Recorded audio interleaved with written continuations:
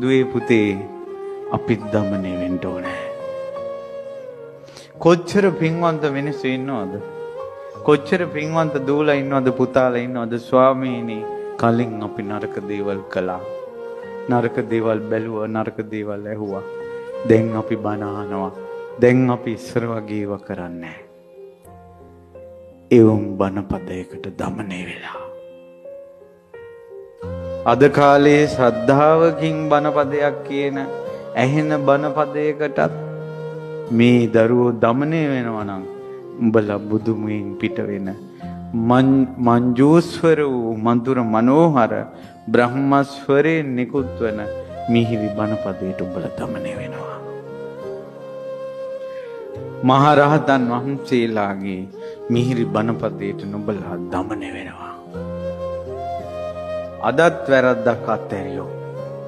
වැරදෙන්න පුළුවන්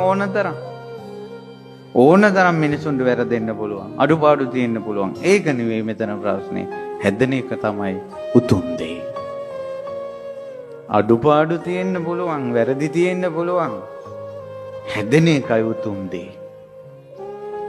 මගේ ජීවිතේ නම් මං ගොඩාක් කැමති හැදෙන අයට.